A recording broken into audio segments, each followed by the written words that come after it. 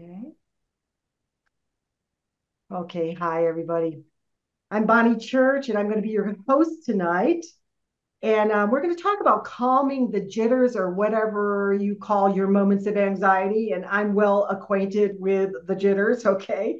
It kind of hits me like this when I say something stupid, which is more frequent than I like to admit in a social situation where people I truly would like to impress are there. It's like one of those moments where I just want to reel what I just said back in. I just had a moment like that a couple of days ago, by the way. But it's mainly triggered by situations where I'm worried that I'm going to let someone down. Can any of you relate to that? I guess another term would be performance anxiety. I'm also a writer and I'm an artist, and I tend to cringe and feel incredible anxiety whenever I present something I have created for review. So when I put something out there, I'm thinking, I get this gnawing sense of what if they don't like it and they feel like they have to be polite about it, things like that. So those are some of my triggers. And also, I have relatively recently, taken up pickleball. It's my new found passion. And I've never played a racket sport before, and I've never really seen myself as that kind of athlete. I like to walk and I like to hike and kayak and cycle. But pickleball is a very different sport. And I found that my anxiety was increasing dramatically. And I realized, I was like, what is this? How can I name this? And I realized it was the fear of failure, fear of letting my partner down if I didn't play well. So, and when that happens when you're on the court, your muscles tense and you overthink and you choke. And I've done that many times. So that's my confession. I am sometimes one hot mess. Let's sum it up that way. Okay. Sometimes I'm a hot mess. I'm also a life and wellness coach, and I've been doing that for over 25 years. And I've learned and shared various serenity cultivating tools with my clients, but I personally never stop learning. So tonight's topic is for me. I just invited the rest of you along for the ride. How's that? Okay. And I invited a panel of women. You know, we did a podcast a few. I love doing a panel with women. But this panel of women, I'm going to give you just their names right now, but I'm going to give you a more in-depth introduction as we go along here. But we have Jodi Cash. Go ahead, raise your hand there, Jodi. Up in the Hello. left-hand corner. She's in my left-hand corner. I don't know where she is on yours. I have Olivia Viacio Miller, my daughter, in the right hand. Okay. And Lisa Grant, who's fast becoming a BFF, down there on the bottom on the left. I don't know. Every screen's probably different. So, raise your hand and then they know who you are. And Elizabeth Berry, definitely my pickleball coach and guru. Okay. So we're going to start with Jodi Cash. In our town, everybody knows Jodi. She's the former director of the Broyhill Wellness Center. She was there 21 years. I know she only looks like she's 21 years old, but she was there 21 years. And she courageously walked away so she could pursue her dream of helping women become fit in both mind and body. She now owns a local gym, Trained for Life, and has created an online metabolic mastery program, in addition to other online coaching services for active women to get and stay on track with their fitness, nutrition, and mindset journeys. So, Jodi, share with us an example of how maybe an experience with anxiety and how you've dealt with it. Okay. I can think of two different areas where I feel like I've experienced it. And one of them is I grew up as an athlete. I swam and ran and did triathlons. And so one would be being a competitive female athlete throughout high school and college. Before my events, I would get really nervous. And so I had several things that I would do that would help me cope. One of those was I would create little index cards and I would write different quotes on them, almost a mantra that I could read. And I would read it on the bus on the way to the meet, or I would read it before my event when I was waiting, and I would just read it over and over again. And so then when I would start my event, I would have that in my head. And so it would just kind of help calm me down. It would be different quotes from books I was reading or things that my dad had shared with me. He was always a great strategist for us for our athletic events. And so he would write things and I would read those. And then, like I said, during the event, I would just over and over in my head, I would think about those things. And then you mentioned I walked away from the wellness center to start my own thing because I just felt led to move in a different direction. And so, as a coach, actually, sometimes I get nervous with new clients because I am so passionate about helping women get results and helping them with their anxiety, helping them feel confident, helping them feel beautiful from the inside out and get stronger and get healthier and just really take care of themselves. And so I get so excited about doing that. And so when I have a new client, of course, I get in my head about, am I going to be able to get the results that they want? Am I going to be what they need? Can I help them enough? Am I going to give them the right information? And so sometimes I do get nervous about that. And then actually, Bonnie, I really think a lot about what you have said to me about you just serve from the heart. And I know that's why I'm doing it. And so I just remind myself, Jodi, you are here. You are serving them because you want to, and you're serving from your heart. They're going to feel that and they're going to know that. And that really helps me just kind of, if I stumble over a few words, if I give them an exercise they don't like, if they get more sore than I want them to be, those little things, I realize they don't matter. A lot of times the women I work with are looking for somebody to be in their corner and encourage them and help them kind of find that confidence and almost give them permission to take time to take care of themselves. And so I just always go back to that, serve from the heart. And so that's what I do. And that really just kind of helps calm me down. And so a lot of it really is just kind of that positive self-talk. I completely love that. That was great. I'm going to get index cards. I know. I really do. Little index cards. I still have them. Yeah, I'd love to see them. Yeah, well, that's awesome. And we're going to go to some of these other panelists here. But before we do that, I am a wellness coach. So I have to share something related to nutrients. Okay. And I'm going to try to share a screen here. So bear with me. I've never been able to do this successfully in the past, but let me see. Can you all see that? Yes. Oh my gosh, I did it. You did it. I did it. Yeah, we're going to talk about my favorite chill pills. All right. The fact is, sometimes we need a little help to overcome our anxiety, and these are my favorites. I want to highlight tonight the Bliss CBD gummies, and I noticed a couple of you had them on your desk, and that's fantastic. But I also want to make you aware of some of the others. Remember Axe? We did a podcast with Dr. Anna Garrett, who wrote the Savvy Sisters Guide to Hormone Harmony. That was amazing. But Axe is her go-to. Axe is probably the most potent of the three that I really love. Axe stands for adrenal, cortisol, thyroid, and stress. It is something that you would take on a daily basis. And from my experience with my clients, there are many who have found this to be an effective, natural-based alternative to pharmaceutical anti-anxiety medicines. At the very least, it's a good one to try before they go the pharmaceutical route or start on the Prozac or the Wellbutrin. So it's really potent. And Dr. Anna Garrett, who is like the guru of getting your hormones in balance, she absolutely loves this. And then there's Bliss, it's the second one, which I'm not going to go into a lot of detail on, but it's a pill form. And I recommend it for when you're going through a stressful season of life, like you're planning a wedding or you're preparing for an exam and you need something to calm your body and focus your mind without caffeine. This supplement is really amazing. It's excellent. But the one that we're going to focus on right now is the Bliss CBD gummies. Why I love these gummies is you can carry them in your purse and take it when you need it to soften the edge of your jitters. It's not it's nothing overwhelming. Each gummy supports a calm body, focused mind, improved memory and cognition, and deeper sleep. It's subtle, and that's what I like. But the ingredient stack, and as you can see here, and this is here, Bliss CBD gummies, it has CBD in it, and we've heard a lot about CBD, but this has 30 milligrams of CBD, which is the therapeutic dose for dealing with generalized anxiety. But what CBD does is directs those happy hormones like serotonin and others and helps them to get into the receptor sites so they can make you calm and happy. Then there's L-theanine right here. L-theanine has been called nature's Ritalin. It focuses the mind and it improves cognition. So working together with the CBD, you can see how that could be powerful. And then lemon balm, it's got a bit of lemon balm that calms the gut and the nerves. Because one of the things that can happen is when we get anxious, it can actually upset our stomach. But notice that each one of them has ashwagandha in them. Okay.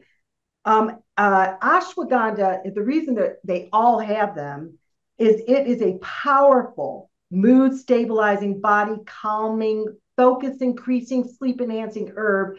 It's so powerful that you don't need to overdo it. And I think that's really, really important. You don't want to take too much ashwagandha. This formula it has a very safe amount in it. Actually, research has shown that ashwagandha is safe up to 4 times 300 milligrams, 1,200 milligrams with no issues. But do heed the label if you choose to try the CBD gummies, and check with your health professional if you're being treated for a medical condition. But something I learned about ashwagandha that I just learned, guys, and I feel like you know what, everybody here knows what a nutri-nerd I am. My poor daughter, she has to endure it all the time. But what I learned was not only does it help with the immune system and blood sugar management, but it increases VOX2. And VOX2 is a measure of how healthy your cardiovascular system is. And the higher your VOX2, the better. Because when your VOX2 is elevated, it raises both your stamina and your strength. So I take this before I play pickleball. I did it primarily initially before calming and focusing my mind, but I've since learned it's also helpful for my endurance on the court. There will be details on how to get the Bliss CBD gummies in your follow-up email that will have the replay. My next guest loves CBD gummies. I'm not kidding. I do love them. Yeah, yeah, and full disclosure. I just wish that they made them a while ago because I really needed them while I was younger. Yeah. I know they're so good. Well, let me tell you about my friend Lisa.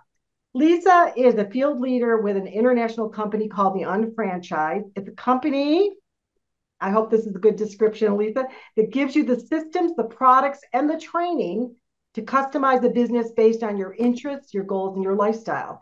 So she can do this anywhere, as long as she has a phone, right? That's right. Okay, Lisa is so darn good at what she does. She's been featured in Success from Home magazine, Hot Living magazine, and several other prestigious publications. But her passion is her business has been designed around wellness. And she's built a lucrative, I'm talking multi-million dollar empire, Lisa. So a multi-million dollar empire matching people to the resources they need to live well. She's also one of the most fun people I know. I mean, Lisa brings the party. She brings joy to everybody's heart. I just love seeing her wherever I go. And she occasionally flies planes. Okay. Mm-hmm. So Lisa, share with us an example of, how you cope with the jitters, or maybe some experiences that you've had. Well, thanks, Bonnie, for having me tonight on this podcast with all these great women. But, I find that it's great to share stories because that's where people pick up from stories. So I've been married 30 years and to a great guy. He's here now, and I have 2 great boys. And one of the boys became a pilot at 24. So he's working for the airlines.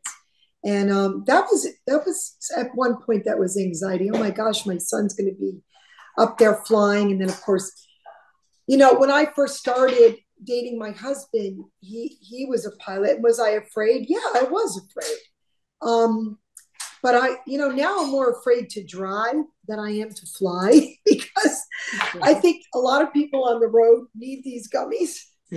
And so let me just give you some tips on how I've dealt with anxiety, because I didn't go to college, so I had anxiety that I was never going to be good enough for anything. And I ended up working for my family in a power equipment shop. Now, talk about anxiety, work for your family. My Italian mother would still hit me in the head. My brothers constantly tough on me. My father everybody was tough. We were tough on each other. And I just wanted to get out of there. So I'm glad I found this business, and I found it through speaking to a guy in a plane. But, I'm just thinking about something that just came into play. My son, I love my sons. They're such great kids. But he had a breakup with a girl, the only girl he's ever known, for 8 years. And the first time it happened, I was really concerned. And I thought I raised my kids to be tough and strong. And, but he was not very tough and strong. And I was concerned. He was depressed.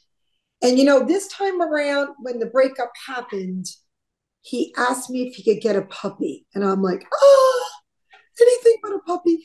All I could see is my house being wrecked and shoes being taken and furniture being destroyed. But I talked to Ed about it. I said, let's get him a dog. Let's get him a puppy.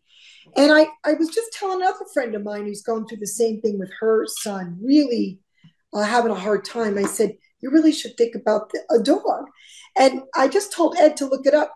They have products for pets too. So I think I'm going to look into this because I said to Ed, look it up because we have a Bernedoodle. And he, as much as he's high strung, he's a great dog. He's a smart dog. And I think anything they mix with a poodle becomes smart. But getting him that dog released his anxiety. I cannot believe the difference in this kid. So I totally understand. Here I'm in a community where they don't allow animals. But now there's over 50 of them here because they're anxiety dogs. And I totally get that.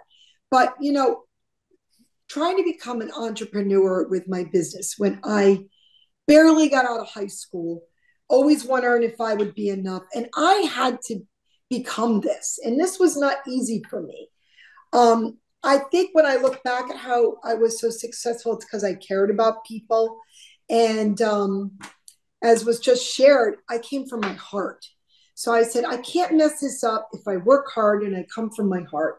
And here, 30 years later, I become one of the top producers. Sometimes I keep wondering how I got there. But it was a step at a time. And I'm just going to share a couple stories because I went through a tremendous amount of anxiety. Now, first of all, after I quit my job and started with the unfranchise, and I have these two kids. Now I'm trying to raise kids, husband, friends, a household. And every time you're on the phone, your kids want to talk to you. So I ended up looking into getting some help, and a girl who came from Estonia, who's still my friend today, helped me out to help me raise my kids from home. So I think when you have anxiety, you got to decide how you're going to handle that anxiety and how you're going to get over this. So by hiring her, that helped me tremendously to build my business. But I had this anxiety because I didn't have the money. I was like, how am I going to pay this girl? I don't have the money. But then I decided I'm going to be successful. And I did write the cue cards too. And I read them over and over. You are successful. You are successful. And I became successful and I made the money and it all worked out. But, anxiety comes different for different people. I mean, right now, obviously, there's a war going on. Can you imagine that type of anxiety to be a child in Israel, So it's all relative, and we have to put things in perspective. But that being said, somebody who's dealing with anxiety right here in the comfort of their home, they're not thinking about, well, what if I was at war? Their anxiety is real. So they have to deal with that. And there's so many great solutions to anxiety. So I'll just share a couple things that I went through. So Lita helped me. I was able to build my business. And then I decided, oh my gosh, there's so much to do every day. And honestly, everybody, when you do not have enough to do, that means that you're really probably not making a difference in whatever you're doing. If you don't have a checklist and it's not filled every day, then you probably don't have a purpose. So my list never ends, and it will end one day when hopefully the Lord takes me and I go to heaven. So everybody's in that same boat, but I make checklists. And a friend of mine, Steve Harris, told me a tip that I learned at a seminar. He said, do something every 5 minutes. So I've got this big checklist. I'm always adding to it. And I'm like, okay, I have 5 minutes, Because if you wait around for that hour, you wait around for those 2 hours, something happens, and then you're not able to have that hour or 2 hours to accomplish your goals. So if I see a 5-minute window, I jump and I do something on my list and I check it off. So I hope that's helpful because I've spoken about that at my seminars. And everybody says, you know what, Lisa, I've accomplished so many things by that 5 minute rule. And when you check off things on your list, that helps you to get rid of your anxiety, because let's face it, anxiety is built up from not getting things done and people feeling like I'm so overwhelmed. So, and again, these gummies, I've been having some trouble sleeping. I don't know if it's I'm getting older. I am older. And once I hit 60, holy cow, I was like, Ed, how many years do we have left? I mean, I never felt that way before. And the pickleball has really helped me because I love it. I love the people. But when I first started pickleball, you don't understand. I went on the court and they took my husband right away because he was very good at it. But they're like, oh, you brought your wife? And I'm like, geez, I mean, am I that bad? Well, I never played a sport before. Mm-hmm. So, I played a little golf or whatever. So I found these men to be very upsetting to me. And I said to myself, I'm just going to go get some lessons and I'm going to come back and I'm going to kick their butts. So I got the lessons and that helped me and I got better. But then there's another issue I had. I don't want to be that good at pickleball. I finally decided. I went to a few tournaments and I know that this is going to be spoken about tonight. Tournament playing is a whole different level. So I quit that and I got rid of my anxiety there. So now I just have fun with it and I'm competitive, but I stay in my zone. So hope that helps people because, I just attended a product seminar and all those healthcare professionals, and there were a lot of them that spoke. Every one of them spoke about sleeping.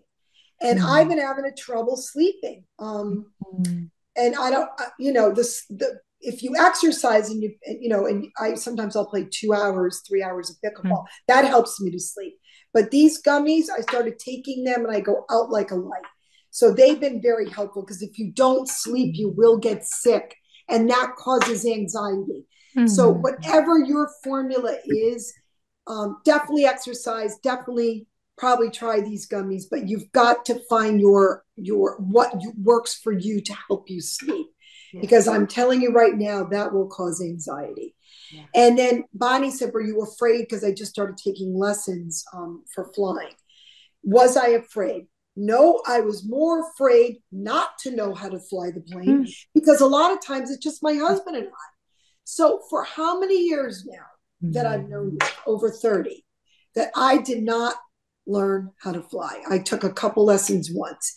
There was more anxiety on if my husband, something happens to him, and I'm sitting there going, woulda, shoulda, coulda. Yeah. So I'm really excited about learning just how to get the plane down. I've also made a decision because it's a lot too much for me. All I want to do is learn how to get the plane down. So I think we all have to make decisions. We don't have to do things in these big ways. Just make small decisions. And when I decided that I was dealing with a lot of anxiety, I changed it up and I said, no, I don't have to learn everything about this plane. All I have to do is learn how to get it down. And so these are some of the tips that I'm sharing with you. Also, another thing, people feel overwhelmed with their homes. And boy, let me tell you, when I moved, I realized how much junk I collected. Yeah. And now when I go to buy something, I'm like, do I really need that? Meanwhile, the way I was always able to keep a clean house is I did a closet a week, even if it was a little drawer. So that might be a tip for you guys because a lot of you guys get overwhelmed with your chores in your home and you keep saying, I wish I could clean that garage. Well, just do a small section, and spend an hour a week doing a small section of your home. And at the end of the year, you won't believe how it adds up and you'll feel really good about that. So those are some of my tips on how I handle anxiety. Yeah, I love the checklist. I love that. Look at your checklist, get something down every 5 minutes. I love bringing people to help you with the things that you need to accomplish. If you're able to do that, I even like the burn a doodle idea. I think that's a darn good idea. Lisa, those are wonderful. And you are a testimony to how getting your act together in all those areas can help you to create success in your life. You're one of the people I admire absolutely the most in life. Oh, well, I admire you too, Bonnie. You're a gem. Mm. And thank you for helping our Dennis Franks to write that book, because that was such a wonderful book. And you've done so many things for so many people. And I love Oh, you too. love you too. Well, our next guest is Elizabeth Berry. Elizabeth is degreed in both sports psychology and theology. Okay. She is a pickleball a coach. Not only that, but she trains other coaches on how to coach. So she's that coach. So she's kind of like a pickleball pastor. Elizabeth recently nailed gold, Lisa, at the National Senior Olympics in I Pittsburgh. know. I love it. And she's now headed to an international championship, by the way. And did I mention she is the mother of 7? No. Wow. Yeah. I met Elizabeth at a pickleball clinic and we clicked. We recently established a unique partnership. We are marrying our skill sets, her expertise in teaching pickleball, and my life and wellness coaching expertise.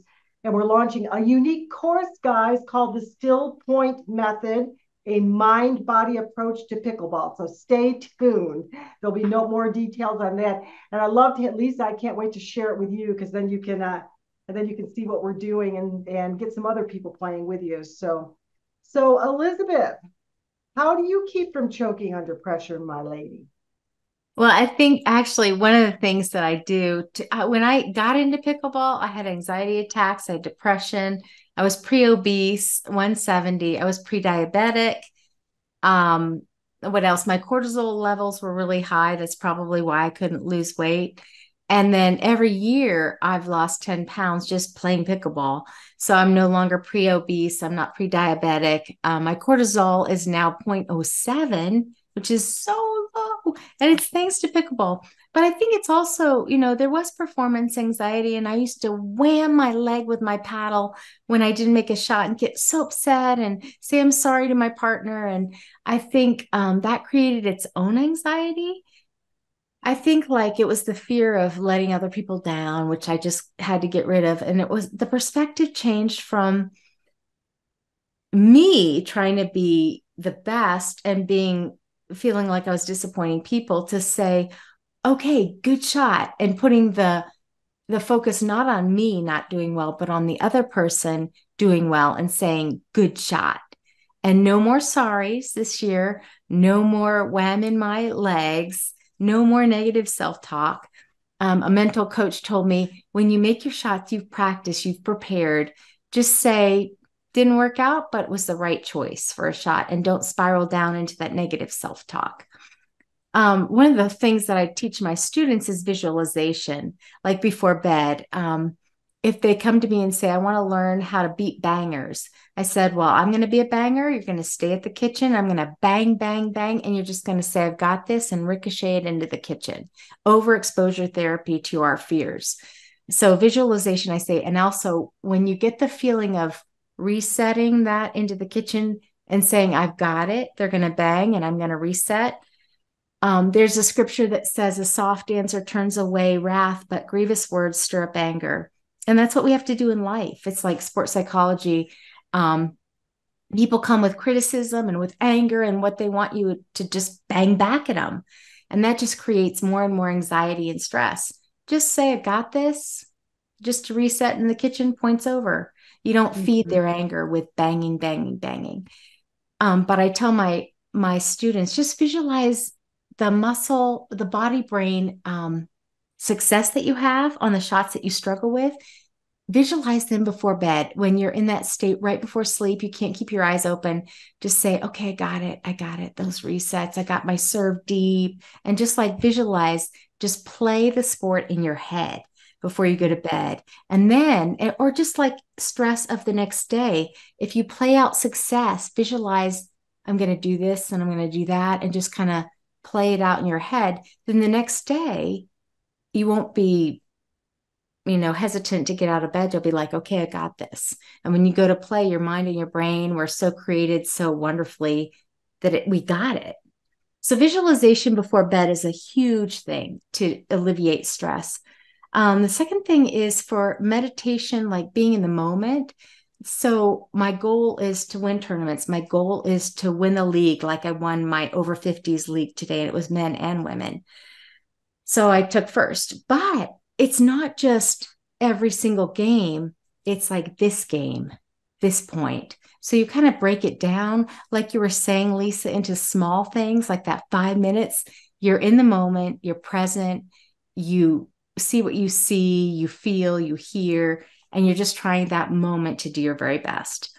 And then the preparation, the routines that you do, the training that you do, preparation really makes it easier for not being stressed. And also breathing.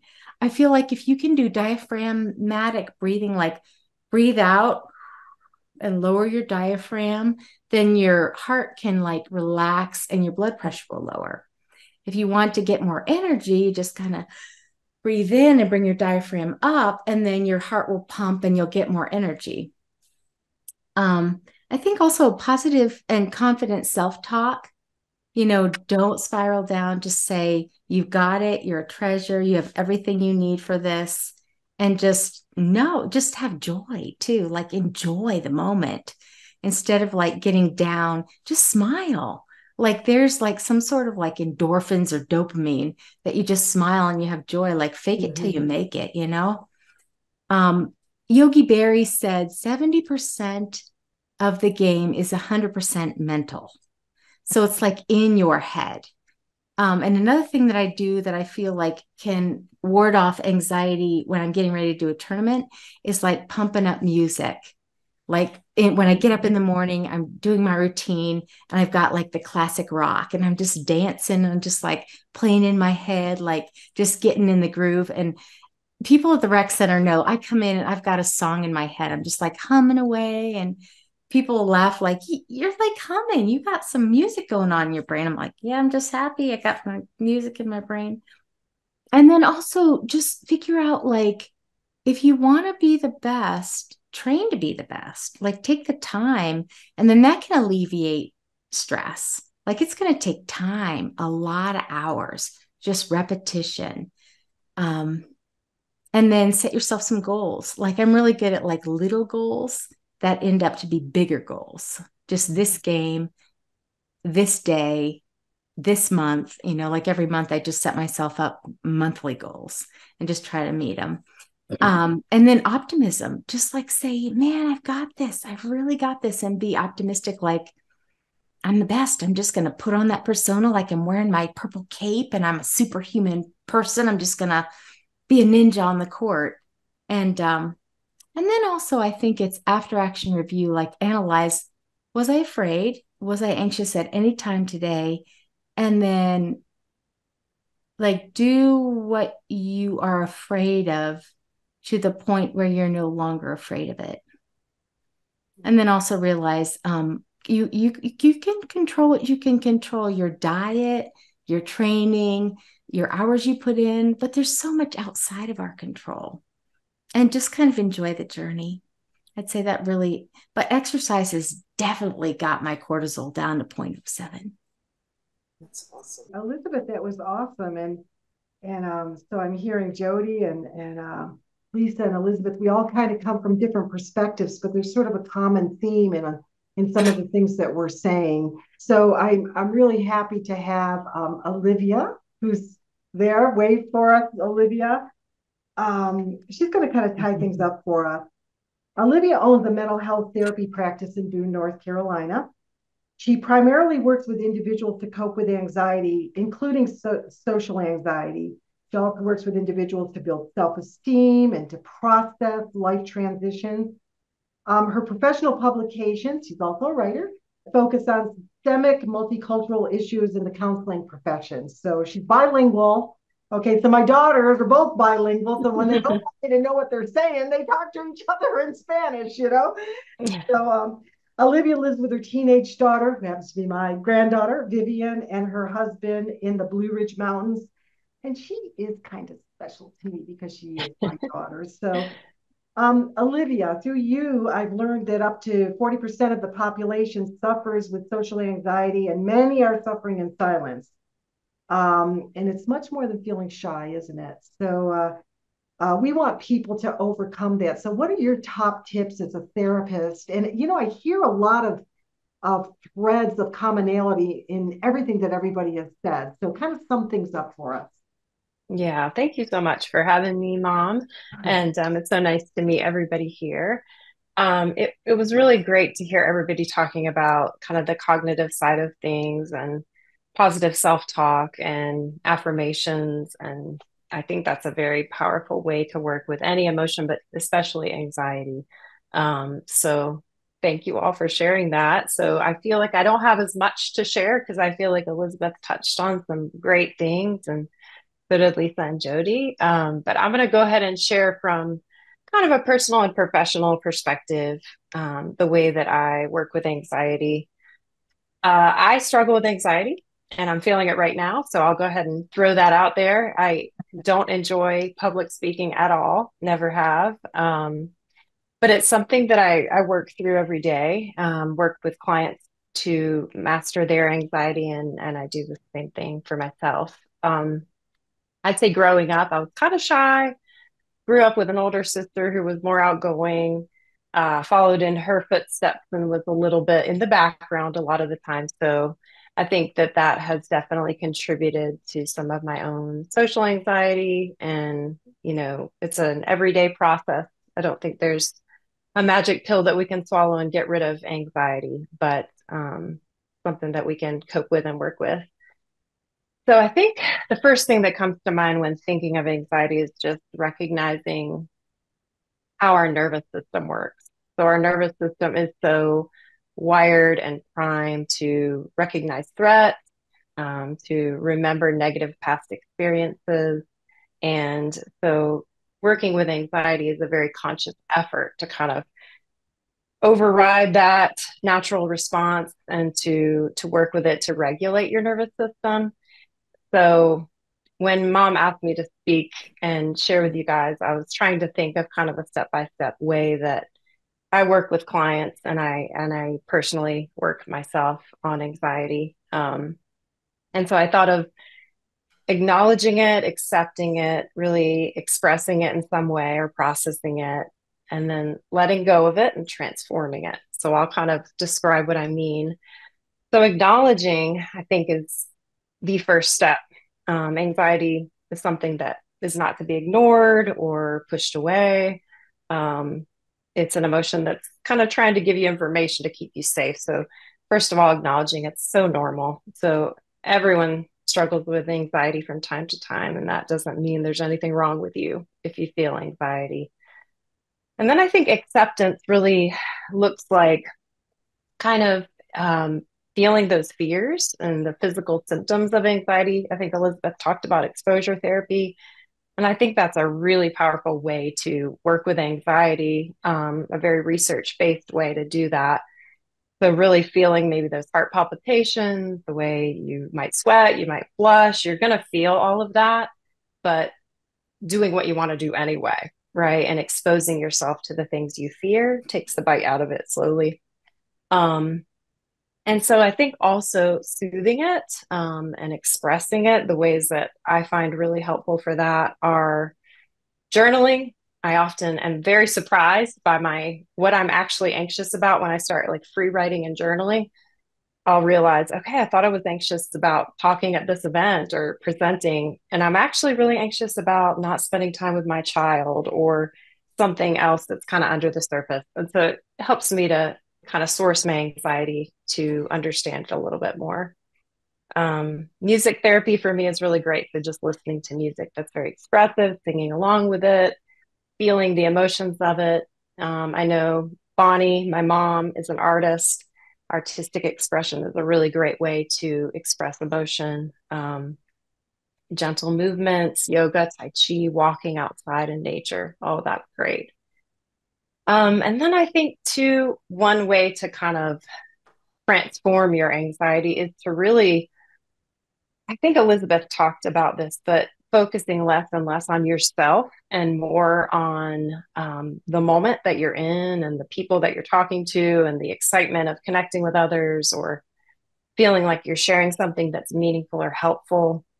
We talk in therapy about safety behaviors. So safety behaviors are things like paying attention to the way you're holding your arms. I'm actually doing that right now. I was thinking about that. Or how much you're smiling, or if you're blushing, or how people are reacting to you. And so training clients to kind of gradually focus less and less on their safety behaviors and more on kind of the moment and what they're doing, enjoying it. Like feeling your heart race could be excitement, right? Or realizing something's very important to you and just working with that energy. So I kind of think I'm trying to share kind of from a professional perspective, but also a personal perspective of how I work with anxiety. And so I hope some of that is helpful. And I would definitely encourage everybody to also guided meditations are very wonderful. I think Elizabeth mentioned like kind of getting into visualization and meditation. There's an app called Insight Timer. I actually am a teacher on there. And so guided meditations for anxiety and things like that are very helpful, especially before big events or something. But I hope that's helpful. And I thank you so much, Mom, for having me and getting to meet all your friends and your colleagues. This is really great. Yeah, it was such a blessing to have you, girl. You know how much I love you. So thank you all for joining us this evening, and be looking for the follow-up email with the replay of this. I think there's so much information that can be so helpful to you. And everyone here, Jodi, Lisa, Elizabeth, Olivia, and I, we care deeply from the heart that if you're struggling, if you're in the corner in the shadows and you're feeling anxious and shy and not participating in life, feel free to reach out, because we really want to see you overcome that. We really want to equip you with some things that can help you to join us, join life with us. So God bless you all. The webinar's over. Love you all. Thank you so much for being here tonight. Bye, everyone. Thank you. Okay. Thank you, Bye. Bonnie. Thank you. Bye. Nice meeting you. Thank you. Nice to meet everyone. I want to Yes, go play you do. pickleball. Yes. Yes. Bye, Bye-bye. everyone. Bye. Bye-bye. Bye.